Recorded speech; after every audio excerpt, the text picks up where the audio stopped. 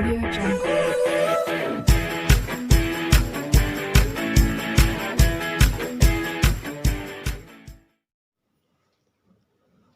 So now students, today I am going to start TGT Physics.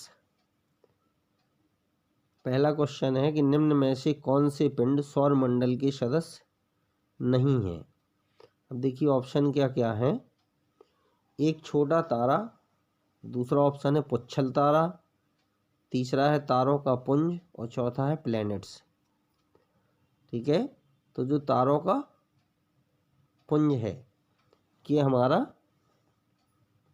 सौर मंडल का सदस्य नहीं है, तो इसका ऑप्शन सी करेक्ट होगा। अब देखिए सेकंड क्वेश्चन क्या है।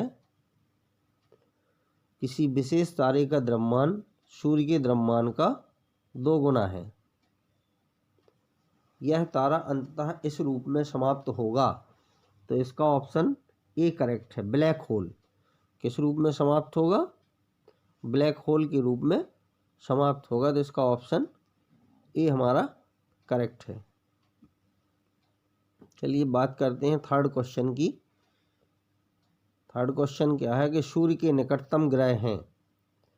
तो जो सूर्य का निकटतम ग्रह है वो है मरकरी, बुध।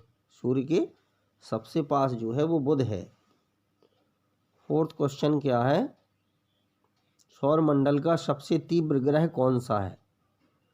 तो जो सौर मंडल का सबसे तीव्र ग्रह है वो है हमारा वीनस, यानी इसका ऑप्शन सी करेक्ट होगा। ऑप्शन सी करेक्ट हो जाएगा, जो वीनस है वो सही होगा। अब नेक्स्ट क्वेश्चन देखते हैं। देखिए 5 क्वेश्चन क्या है।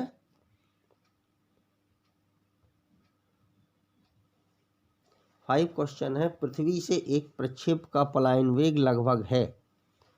तो पृथ्वी से प्रक्षेप का मतलब है जो भी ऑब्जेक्ट हम फेंकते हैं उसको हम प्रक्षेप बोलते हैं। उसकी एस्केप वेलोसिटी जो होती है वो 11.2 किलोमीटर पर आवर होती है, तो इसका ऑप्शन जो है सी करेक्ट हो जाएगा। 5 का ऑप्शन जो है वो सी करेक्ट होगा। अब देखिए क्वेश्चन नंबर 6 क्या है। जड़त्व द्रव्यमान यानी इनर्शियल मास और ग्रेविटेशनल मास में क्या रेशियो है।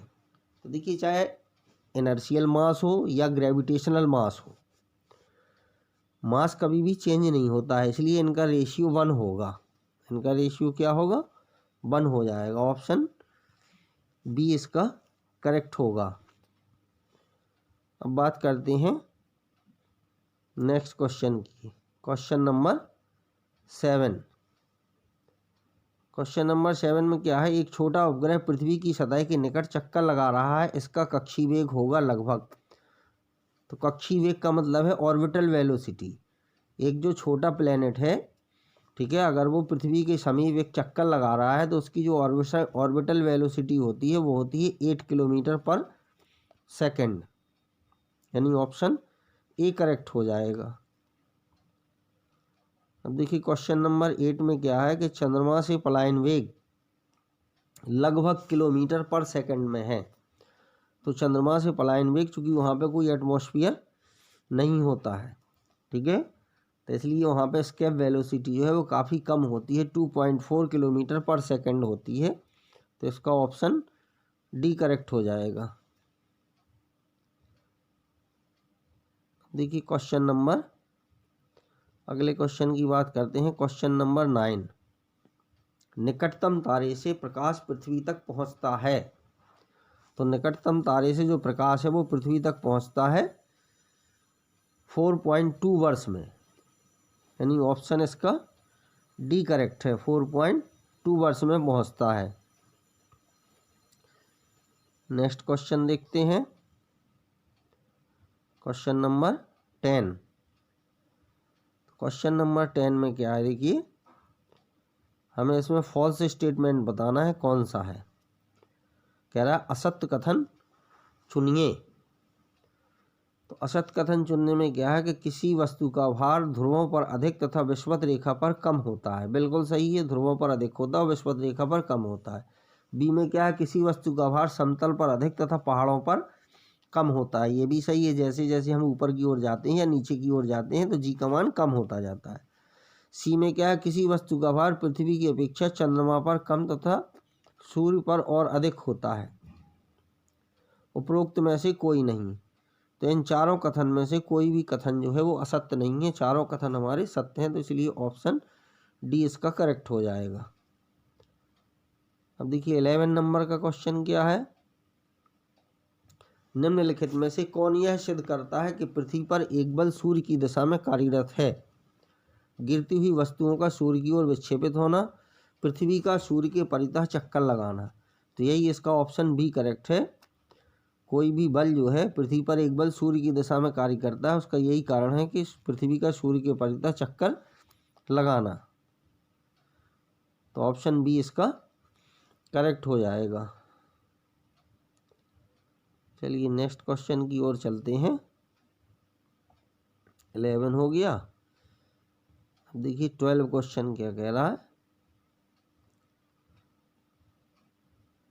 12 क्वेश्चन में ये है कि यदि पृथ्वी का अर्धव्यास 1% कम हो जाए तथा इसका द्रव्यमान अपरिवर्तित रहे तो पृथ्वी की सतह पर गुरुत्वीय त्वरण जी का मान। तो इसमें स्टूडेंट्स क्या होता है, देखिए जो जी होता है ये प्रोपोर्शनल होता है 1/r² के। जी प्रोपोर्शनल 1/r² होता है। तो आर की वैल्यू अगर कम होगी, क्योंकि अर्धव्यास 1% कम हो रहा है, ठीक है, तो इसके जी का मान है यानी गुरुत्वीय त्वरण का मान है ये बढ़ जाएगा। तो इसका ऑप्शन सी करेक्ट हो जाएगा। अब देखिए 13 क्वेश्चन की बात करते हैं। ग्रहों की गति में कोणीय चाल स्थिर रहती है, कुल कोणीय संवेग स्थिर रहता है, रेखीय चाल स्थिर रहती है, न कोणीय संवेग और न ही कोणीय चाल। तो ग्रहों की गति में कुल कोणीय संवेग जो है वो स्थिर रहता है। तो इसलिए इसका ऑप्शन बी करेक्ट हो जाएगा।